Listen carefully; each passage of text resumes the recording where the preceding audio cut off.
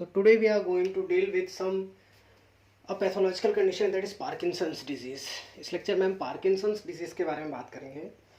Parkinson's disease की definition क्या होती है कि it is a disorder of central nervous system that affects the movements. Okay, it is a disorder of central nervous system that affects the movements. So यहाँ पर हम सबसे पहले डील करेंगे जनरल फिजियोलॉजी के बारे में कि आखिर कहाँ से हमारे मूवमेंट्स कंट्रोल होते हैं, किस बॉडी के किस पार्ट से हमारे मूवमेंट्स कंट्रोल होते हैं. हमें वो पता चल जाए तो कहाँ पर पैथोलॉजी हो रही है हमें वो इजीली समझ आ जाएगी. बेसिकली जो हमारे बॉडी के वॉलेंट्री या इनवॉलेंट्री मूवमेंट्स होते हैं, मस्कुलर मूवमेंट्स, वो कंट्रोल होते हैं थ्रू बेसल गैंग्लियन. तो इस लेक्चर में हम सबसे पहले बेसल गैंग्लियन की जनरल एनाटॉमी और फिजियोलॉजी देखेंगे और उसके बाद हम आगे डील करेंगे कि आखिर कहाँ पर प्रॉब्लम आती है जिसकी वजह से पार्किंसंस होता है. सो ना यहाँ पर हम सबसे पहले देखते हैं साइड व्यू है एक पर्सन का और ये फ्रंट व्यू है ब्रेन का. ठीक, साइड व्यू में बेसल गैंग्लियन के बारे में अगर हम डील करें तो ये अपने को मालूम है this is forebrain, then this is midbrain and this is hindbrain. Hindbrain में ये pons, medulla and cerebellum. This is forebrain. Okay, basal ganglion के अंदर जो जो पार्ट्स आते हैं हम उसके बारे में अगर डील करें तो सबसे पहले ये है एक nucleus that is known as caudate nucleus. ठीक, काउडेट न्यूक्लियस. देन इसके बाद ये एक जो ट्रायंगुलर एरिया है इसमें this part is called as putamen. This is putamen and this is called as globus प्लाइडस.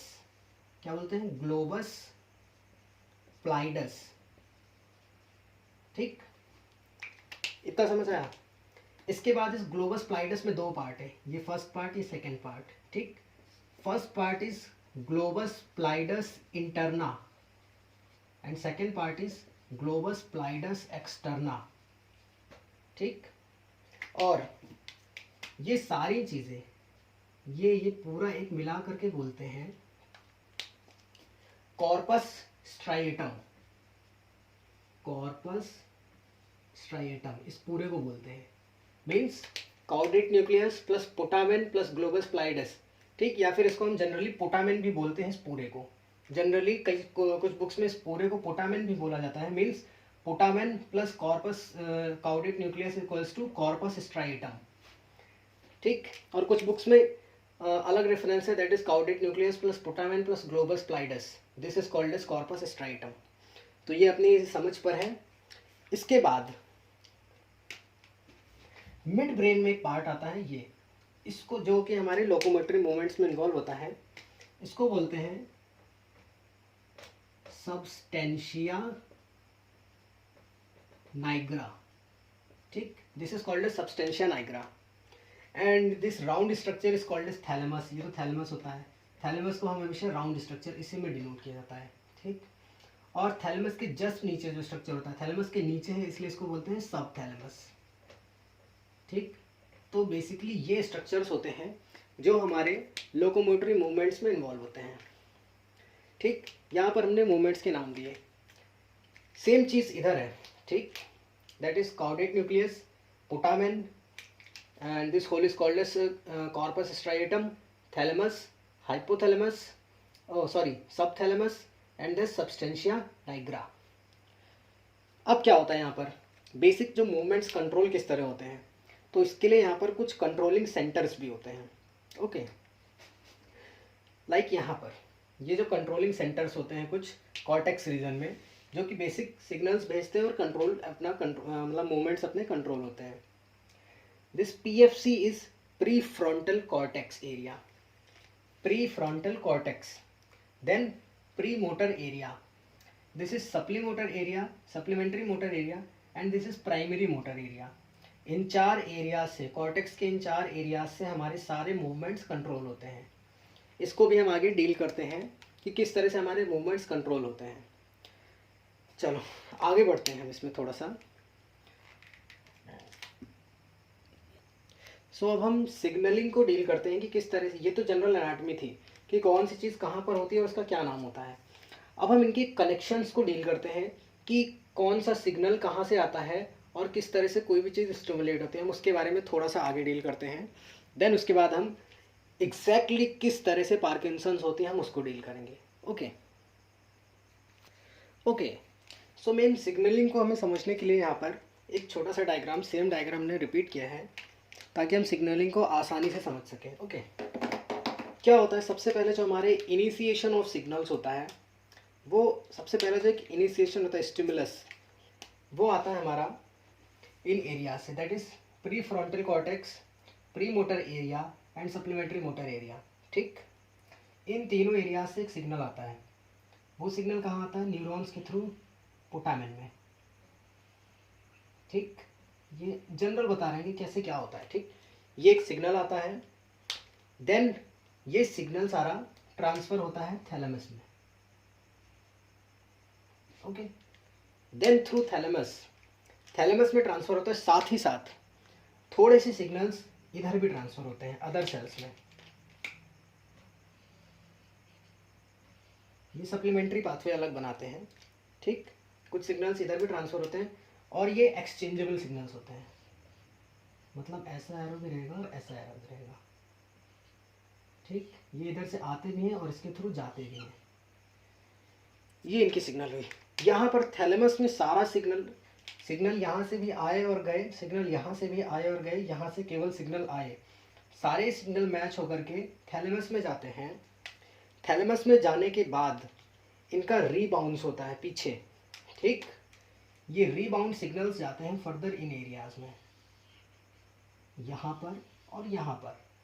इस रीबाउंडिंग के बाद ये सिग्नल्स ट्रांसफर होते हैं प्राइमरी मोटर एरिया में, दैट इज यहाँ पर आते हैं।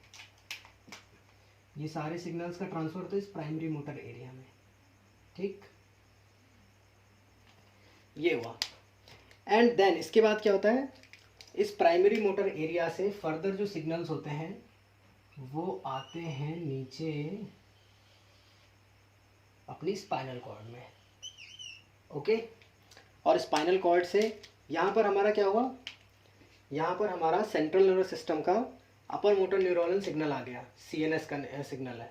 देन यहाँ से थ्रू पेरिफेरल नर्वस सिस्टम ये सिग्नल आगे कहाँ ट्रांसफर होंगे, जहाँ पर हमारी मसल्स होंगी। ठीक है, ये मसल, ये हमने माना मसल, तो इस मसल में सिग्नल ट्रांसफर हुआ और ये सिग्नल मसल में ट्रांसफर हुआ, फिर यहाँ पर कॉन्ट्रैक्शन, रिलैक्सेशन एटसेट्रा हुआ और मसल का पर्टिकुलर एक्शन हुआ। तो ये था हमारा एक पाथवे। ठीक, इसके बाद ये तो एक पाथवे है, that is called as pyramidal pathway. मतलब पिरामिडल पाथवे का मतलब हुआ कि पाथवेज बेसिकली क्या, देखो सबसे पहले क्या होता है, अपर मोटर न्यूरॉन्स होते हैं और लोअर मोटर न्यूरॉन्स होते हैं। अपर मोटर न्यूरॉन्स में दो पाथवे होते हैं, that is pyramidal pathway and extra pyramidal pathway. और लोअर मोटर न्यूरॉन्स में पेरिफेरल नर्वस सिस्टम के न्यूरॉन्स आ जाते हैं, ये वाले। अपर मोटर न्यूरॉन में हमने ये बात करी है पिरामिडल पाथवे की। ठीक, एक्स्ट्रा पिरामिडल क्या होता है, ये जो पार्ट्स हैं substantia nigra, subthalamus and thalamus, इनसे फर्दर कुछ न्यूरॉन्स अलग निकलते हैं। ठीक, और ये न्यूरॉन्स निकल करके अलग अलग मसल्स पर सिग्नल ट्रांसफर करते हैं, लाइक ओलिगोस्पाइनल पाथवे, रूब्रोस्पाइनल पाथवे, रेटिकुलोस्पाइनल पाथवे। ये सारे पाथवे अलग होते हैं, लाइक इस ओलिगोस्पाइनल पाथवे, रूब्रोस्पाइनल, रेटिकुलोस्पाइनल, तो ये सब मिल करके बनाते हैं हमारा एक्स्ट्रा पिरामिडल सिस्टम। ठीक, और ये सब फर्दर आगे कहाँ डील करते हैं, पर्टिकुलर मस्कुलर या फिर मसल से या फिर ऑर्गन से। ठीक, और उसके मोशन को कंट्रोल करते हैं। ये हमारा एक पाथवे था, जनरल हमने एक कॉन्सेप्ट डेवलप कर लिया है कि आखिर किस तरह से क्या होता है। तो इस तरह से हमारा पूरा एक बॉडी की मसल का मूवमेंट कंट्रोल होता है। अब हम डील करते हैं आखिर पार्किंसंस डिजीज़ में एक्चुअली में कहाँ पर इस पाथवे में किस जगह पर प्रॉब्लम आती है कि पार्किंसंस डिजीज़ हो जाती है। Okay, now we are going to deal with the basic concept of Parkinson's disease. Okay, so general pathway के बारे में हम डील कर रहे थे। तो जैसा कि हमने बताया, सबसे पहले सिग्नल्स इन तीन एरिया से आते हैं। ओके, तो ये एरिया अपने प्रेजेंट होते हैं कहाँ पर, कॉर्टेक्स में, ठीक, कॉर्टेक्स में प्रेजेंट होता है। And this area is called as with the caudate nucleus corpus striatum, ठीक, इसको बोलते हैं कॉर्पस स्ट्रेटम, जैसे मैंने पहले बताया। तो यहाँ से जो फाइबर्स आते हैं,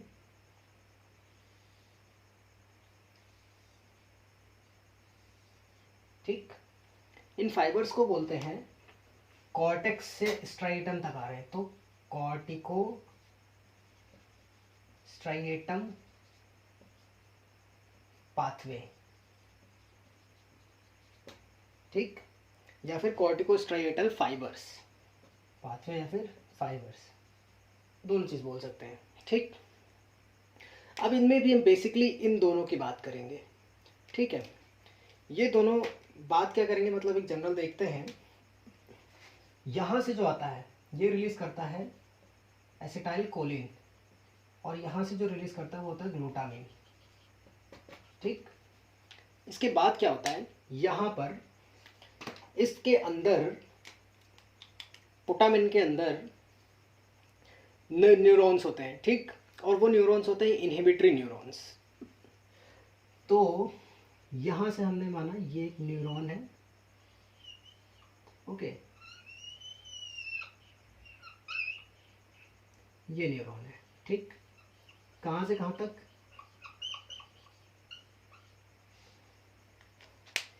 this neuron is present, this is inhibitory neuron, okay. क्या होता है, जैसे ही यहाँ पर स्टिमुलेशन आता है, स्टिमुलेशन आते ही ये इनहिबिटरी न्यूरॉन एक्टिवेट होता है, ठीक। अभी स्टिमुलेशन जैसे ही आया ये एक्टिवेट हो जाता है, इसका काम क्या होता है, इनहिबिट करना। ये रिलीज करता है बहुत सारा गाबा ड्यू टू स्टिमुलेशन, ठीक, गाबा रिलीज होता है, ये गाबा मिनर्जिक न्यूरॉन्स होते हैं, ठीक। गाबा रिलीज होते ही ये यहाँ से जैसे ही गाबा रिलीज हुआ ये अगले न्यूरॉन को स्टिमुलेट होने नहीं देता है, ठीक। इसके आगे का जो न्यूरॉन होता है that is going to connected with ventro anterior nucleus and ventrolateral nucleus, इनसे अटैच्ड होते हैं बेसिकली ऑफ थैलेमस, ठीक। ये ज़्यादा डीप में नहीं जाना है मैं। क्या होता है बेसिकली, ग्लूटामिन और एसिटाइलकोलिन यहाँ पर आए, इन्होंने स्टिमुलेट किया इस इनहिबिटरी न्यूरॉन को। जैसे ही स्टिमुलेट हुआ इसने क्या किया, गाबा निकाला, और गाबा की वजह से अगला न्यूरॉन इनहिबिट हो गया। अगला न्यूरॉन जैसे ही इनहिबिट हुआ तो यहाँ से डायरेक्ट सिग्नल्स चले जाते हैं, ये जैसे ही इनहिबिट हुआ इस पर कोई सिग्नल नहीं आया तो ये अगले आगे के सिग्नल ऑटोमेटिक एक्टिव हो जाते हैं, और ये सिग्नल भेज देते हैं प्राइमरी कॉर्टिकल रीजन में, ठीक, प्राइमरी कॉर्टेक्स एरिया में, और यहाँ से फर्दर सिग्नल्स डाइवर्ट हो जाते हैं बॉडी में। इसके बाद कुछ और पाथवे यहाँ पर कनेक्टेड होते हैं, ठीक, जो बेसिक हमारा पार्किंसंस जहाँ से रिलेटेड है, हम अब उस पर आते हैं बेसिक कॉन्सेप्ट पर, दैट इज सब्सटेंशिया नाइग्रा, ठीक। सब्सटेंशिया नाइग्रा में एक रीजन होता है जिसको बोलते हैं पार्स कॉम्पैक्टा। क्या बोलते हैं, पार्स कॉम्पैक्टा। इस पार्स कॉम्पैक्टा से कुछ न्यूरॉन्स निकलते हैं, नर्व फाइबर्स, दैट इज ये वाले, ठीक। ये न्यूरॉन आ रहा है parse compacta of substantia Niagara से, ठीक। अभी क्या हो रहा है, और साथ में कुछ न्यूरॉन्स और होते हैं जो यहाँ पर आकर कनेक्टेड होते हैं, ठीक। फिर इसके आगे फर्दर न्यूरॉन्स होते हैं, इनको बना देते हैं। यहाँ पर ये न्यूरॉन आता है, इनको देखना इंपॉर्टेंट है क्योंकि मेन हमारी डिजीज सब्सटेंशिया नाइग्रा से निकलते हुए न्यूरॉन्स पर डिपेंड करती है, ठीक। ये न्यूरॉन यहाँ तक आते हैं, देन फर्दर इनका आगे एक और कनेक्शन आता है,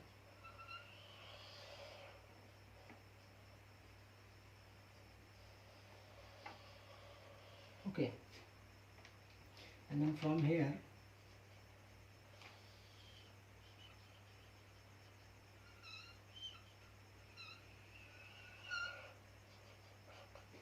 ये है। इस चीज़ को हमें पढ़ना बहुत ज़रूरी है, क्यों, क्योंकि हमारी जो पार्किंसंस डिजीज़ है वो सब्सटेंशिया नाइग्रा से रिलेटेड है, ओके। यहाँ पर क्या होता है, कुछ न्यूरॉन्स पार्स कॉम्पैक्टा नाम के रीजन से सब्सटेंशिया नाइग्रा से निकलते हैं और इस पाथवे में जाकर के जुड़ जाते हैं, ठीक। इनको बोलते हैं नाइग्रोस्ट्रियल फाइबर्स, क्योंकि सब्सटेंशिया नाइग्रा मीन्स नाइग्रो और स्ट्रिया में जा रहा है, ठीक है, दैट इज नाइग्रोस्ट्रियल फाइबर्स। अभी इसमें क्या हुआ, इसमें दो तरह के फाइबर्स जा रहे हैं, ठीक। पहला होता है डायरेक्ट पाथवे, ये है direct pathway, okay, and this is indirect pathway. कैसे, देखो यहाँ से जैसे ही गया, ये नाइग्रोस्ट्रियल फाइबर्स जाते हैं, डोपामिन रिलीज करते हैं, इसको स्टिमुलेट करते हैं और अपना एक्शन परफॉर्म होता है, यहाँ पर नॉर्मल मूवमेंट कंट्रोल होता है, ठीक, through direct pathway. Indirect pathway, पहले यहाँ से फाइबर्स जाते हैं, देन ये फाइबर्स बीच में इधर कनेक्टेड होते हैं ग्लोबस एक्सटर्ना से, ग्लोबस एक्सटर्ना से फर्दर फाइबर डिसेंड होते हैं सब थैलेमस में, सब थैलेमस से फर्दर सिग्नल जाते हैं यहाँ पर, ठीक, ग्लोबस इंटरना में, और फिर सिग्नल ट्रांसफर होता है, इसलिए इसको बोला जाता है इनडायरेक्ट पाथवे। तो अगर हम clinical definition of Parkinson's disease में जाएं तो एनी पैथोलॉजी, ट्रॉमा या कोई भी ऐसा कॉज जो कि सब्सटेंशिया नाइग्रा से निकले नाइग्रोस्ट्रियल फाइबर्स को हार्म करे, इस एरिया में अगर कोई भी चोट आ गई या प्रॉब्लम आ गई, इस एरिया में पर्टिकुलर सब्सटेंशिया नाइग्रा में या इससे निकले हुए फाइबर्स में अगर कोई भी प्रॉब्लम आ गई, then a person will suffer from Parkinson's disease, ठीक है। ये हमने देखा एनाटॉमिकली एंड फिजियोलॉजिकली कि किस तरह से एक पर्सन पार्किंसंस डिजीज से सफ़र करता है, ओके। सो अब हम ट्राइड सिम्टम्स की अगर बात करें, पार्किंसंस में ट्राइड सिम्टम्स नाम का कॉन्सेप्ट आता है, दैट इज 3 ऐसे सिम्टम्स होते हैं जो प्रेजेंट हैं तो हमें टिपिकल पार्किंसन समझना चाहिए, ठीक। तो हमने जैसे बताया नाइग्रोस्ट्रियल पाथवे में प्रॉब्लम आती है, बेसिकली क्या होता है, प्रॉब्लम में क्या होगा, नाइग्रोस्ट्रियल पाथवे होते हैं डोपामिनर्जिक, मीन्स डोपामिन रिलीज करते हैं। अगर यहाँ पर जाकर के इन्होंने डोपामिन कम रिलीज किया, ठीक, तो उस कंडीशन को बोलते हैं हाइपोकाइनेशिया, ठीक। अब या तो डोपामिन कम रिलीज करेंगे इसलिए हाइपो, या फिर रिलीज ही नहीं करेंगे, इसको बोलते हैं एकाइनेशिया, ठीक। और अब यहाँ पे क्या होता, ये मैंने बताया था ग्लूटामिनर्जिक, एक होते हैं एसिटाइल कोलिन रिलीज करते हैं, that is acetyl cholinergic neurons. अभी यहाँ पर क्या होता है, एक बैलेंस बना होता है, एक बैलेंस बना रहता है यहाँ पर, क्योंकि इधर से डोपामिन जा रहा है, ठीक, और इधर से एसिटाइल कोलिन आ रहा है, तो डोपामिनर्जिक न्यूरॉन और कोलिनर्जिक में एक बैलेंस बना होता है। अभी अगर डोपामिनर्जिक कम हो गया, ठीक, डोपामिन निकलना, यहाँ पर कोई प्रॉब्लम आ गई इस नर्व में जिससे डोपामिन निकलना कम हुआ, तो नॉर्मल सी बात है इस कंडीशन में क्या होगा, कोलिनर्जिक कंटेंट बढ़ेगा, ठीक। तो डोपामिन के कम होने से आया हाइपोकाइनेशिया या एकाइनेशिया, और कोलिनर्जिक के बढ़ने से यहाँ पर प्रॉब्लम आती है जो टिपिकल है, that are rigidity and tremors. तो इस ट्राइड को हमें सबसे इंपॉर्टेंटली याद रखना पड़ेगा, ठीक, और इसका मेन कॉज क्या होता है वो भी मैंने यहाँ पर बता दिया आप लोगों को। अब हम इसके कुछ सिम्टम्स पर आते हैं, जनरल सिम्टम्स पर, ओके। सो हम जनरल सिम्टम्स के बारे में अगर हम डील करें तो जो हमने ट्राइड बताया उसी से रिलेटेड सिम्टम्स आते हैं, that is hypokinesia, rigidity and tremors. अभी रिजिडिटी क्यों आ रही है, क्योंकि कोलिनर्जिक एक्टिविटी बढ़ रही है, इसका मतलब क्या हुआ कि जो न्यूरॉन्स हैं वो ओवर एक्टिवली काम कर रहे हैं, बिना मर्जी के भी काम कर रहे हैं, ठीक। चलो हम देखते हैं इसके कुछ सिम्टम्स के बारे में। तो सबसे पहले जो एक आता है, दैट इज, उसको बोलते हैं सरपेंटाइन लुक, मीन्स जैसे एक रेप्टाइल्स होते हैं ना, रेप्टाइल्स मतलब सांप वगैरह जो देखते रहते हैं और पलक भी नहीं झपका पाते, क्योंकि इनकी आईलिड्स की तक की जो मसल्स होती है उसमें वीकनेस आ जाती है। ऐसे पेशेंट्स, मतलब पार्किंसंस के जो टिपिकल पेशेंट्स होते हैं, उनकी कंडीशन क्या होती है कि अगर उन्होंने, उनके हाथ है, ठीक, वो सोच रहे हैं कि मैं अपने हाथ को मोड़ूं, इस तरह से हम तो नॉर्मल फिंगर फ्लेक्स कर ले रहे हैं, ठीक, पर वो पार्किंसन का पेशेंट सोचता है कि मैं फोल्ड करूं, लेकिन सब्सटेंशिया नाइग्रा क्या है, सब्सटेंशिया नाइग्रा जो रीजन है वो रिस्पॉन्सिबल होता है for the initiation of a movement. वो सोच तो लिया पर इनिशिएशन, स्टार्टिंग ही नहीं हो रही मूवमेंट की, ठीक। Due to loss of that initiation of movement, वो अपनी विल पावर की वजह से ही सारे काम करता है, उसका ऑर्गन साथ नहीं देता, पार्ट साथ नहीं देता, अपनी विल पावर की वजह से वो काम करता है। वो बहुत विल पावर, एकदम हिम्मत करता है कि बस अब मैं मोड़ूं मोड़ूं मोड़ूं मोड़ूं, ऐसा सोचता है तब वो मोड़ पाता है। That is the condition serpentine look, मतलब वो पलक ही नहीं झपका पाता है, वो हमेशा ऐसे देखता रहेगा तुम्हें नॉर्मली, ठीक, means unable to blink.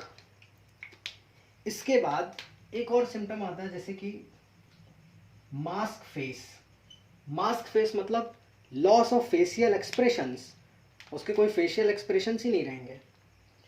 Then उसके बाद मसल्स में उसकी इतनी रिजिडिटी रहेगी कि उन रिजिडिटी की वजह से उसको पेन होगा, नॉर्मली मसल्स में पेन होगा हमेशा। अगर मसल्स ऐसे टाइट रखो, ऐसे टाइट रखो तो पेन होगा, ठीक, तो पेन ड्यू टू रिजिडिटी। इसके बाद पेशेंट को ट्रेमर्स आएंगे ड्यू टू ओवर एक्टिवेशन, ठीक, हमेशा ऐसे ऐसे ऐसे कांपता रहेगा क्योंकि उसकी मसल्स ओवर एक्टिव काम कर रही हैं, कोलिनर्जिक न्यूरॉन्स की एक्टिविटी बहुत ज़्यादा बढ़ी हुई है। देन ऐसे पेशेंट्स को अगर आप बोलोगे कि कुछ लिखो, एक पेपर और पेन दे देंगे और उनको हम बोलेंगे कि कुछ लिखो, लाइक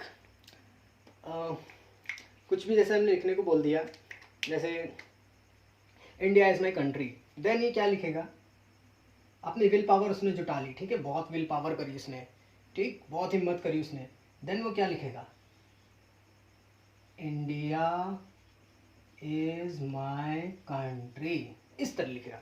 मतलब स्टार्टिंग में उसकी विल पावर थी तो उसने इंडिया लिख लिया, फिर इज लिख लिया, लेकिन धीरे धीरे उसकी विल पावर एकदम ख़त्म, उसकी मसल्स काम करना बंद कर दी, तो लास्ट में उसकी राइटिंग ऐसी हो गई, एकदम छोटी हो गई और कुछ समझ नहीं आ रही, ठीक।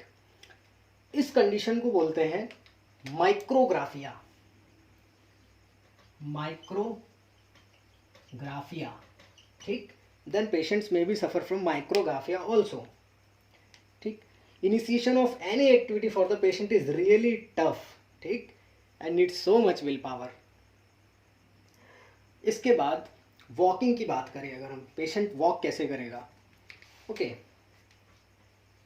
अब वॉक के लिए भी मस्कुलर मूवमेंट्स की खास इन्वॉल्वमेंट रहती है, तो वॉक कैसे करेगा, इसका बेसिकली पहले तो फेनेस्ट्रेटेड गेट रहेगा। फेनेस्ट्रेटेड गेट मतलब पेशेंट ऐसा रहेगा, आगे की तरफ बेंड, ठीक, आगे की तरफ बेंड रहेगा पेशेंट, मास्क फेस रहेगा, नो एक्सप्रेशन। इसको स्माइल करने में भी इवन, हाँ, अपने एक्सप्रेशन ही नहीं दिखाएगा, mask face in the sense ना तो ये स्माइल कर पाएगा, ना तो ये रो पाएगा, ना तो हंस पाएगा, क्योंकि हर एक चीज़ में इसकी फेशियल मसल्स भी वहाँ से कनेक्टेड रहती हैं, तो उसमें भी प्रॉब्लम आ जाती है, ठीक। बेंड रहेगा आगे की तरफ, पैर छोटे दिखाने क्योंकि ये स्मॉल स्टेप्स लेता है, बहुत छोटे छोटे स्टेप्स लेगा, और कंटिन्यूसली ये शेक करेगा, हिलेगा, ऐसे ऐसे ऐसे ऐसे, ट्रेमर्स आएंगे इसको, ठीक। और इसको बोलते हैं फेनेस्ट्रेटेड गेट, ठीक, fenestrated gait, small steps plus tremors, ठीक। इसके बाद अभी ये चल तो दिया, मान लो इसने हिम्मत करके चल दिया, ठीक, और आगे यहाँ पे है वॉल, ठीक, this is wall, suppose this is wall. अब ये पेशेंट चल दिया है पर this patient is unable to stop, ये चल दिया है, धीरे धीरे धीरे धीरे स्टेप्स ले रहा है, पर ये अपने आप के, मतलब ये सोचेगा कि मैं रुकूं, पर ये खुद को रोक ही नहीं पाएगा, ये जाके दीवार पे भिड़ जाएगा, ठीक है। ये इसका वॉकिंग स्टाइल होता है ऐसे पेशेंट्स का। तो इस तरह से हमें समझना चाहिए कि पर्टिकुलर पार्किंसंस डिजीज़ टिपिकली कैसे होती है, हमने देखा यहाँ पर कैसे होती है, क्या होती है, और इसके बाद कुछ इसके कॉजेज़ की भी अगर हम बात करें किस वजह से होती है, तो इसका बेसिक कॉज तो आज तक पता नहीं चला, एडियोपैथिक है ये, ठीक। हाँ, ये ज़रूर है कि any trauma in substantia nigra due to any cause, ठीक। कुछ लोग इसको मानते हैं हेरिडिटरी, ठीक, हेरिडिटरी फैक्टर्स, कुछ मानते हैं इन्वायरमेंटल फैक्टर्स। इन्वायरमेंटल फैक्टर्स में like some substances that can cross blood brain barrier, that is कुछ ऑक्सीडेटिव सब्सटेंसेस या फिर हाइड्रोजन परऑक्साइड सब्सटेंसेस, ठीक है, हाइड्रोजन परऑक्साइड। तो ये माना गया, रिसर्च में देखा गया कि ऐसे सब्सटेंस नाइग्रोस्ट्रियल पाथवे को डैमेज करते हैं, नाइग्रोस्ट्रियल पाथवे को डैमेज पहुंचाते हैं, ठीक है। इसके बाद कुछ और ऐसे पेशेंट्स जो कि एंटी साइकोटिक ड्रग्स लेते हैं, ठीक। एंटी साइकोटिक ड्रग्स में भी कौन से? ऐसे ड्रग्स जो कि डोपामिन ब्लॉकर्स होते हैं। जैसे मैंने बताया था ना, डोपामिन का कंटेंट वहाँ पर घट रहा था, जिसकी वजह से सिम्टम्स अपीयर होते हैं, हाइपोकाइनेशिया वगैरह। तो जिनमें dopamine blockers anti psychotic drugs लेते हैं उनमें भी पार्किंसंस के सिम्टम्स दिखते हैं। तो that's all about the Parkinson's in detail and brief also, मतलब डिटेल में भी था और ब्रीफ में भी था। हमने सबसे पहले इसका बेसिक मूवमेंट कहाँ से होता है बॉडी का, मसल्स का मूवमेंट का इनिशिएशन पॉइंट कहाँ पर होता है ब्रेन में, वो देखा। देन उसके बाद हमने पाथवेज के बारे में डिस्कस किया। पाथवेज के बाद हमने किस जगह पर प्रॉब्लम आ जाए तो पार्किंसंस हो जाती है उसके बारे में डील किया। देन हमने कुछ सिम्टम्स के बारे में डील किया और ये हमने इसके कुछ कॉजेस के बारे में डील किया। So that's all about the Parkinson's. इसके बाद हम नेक्स्ट डिजीज़ को डील करते हैं। Thank you.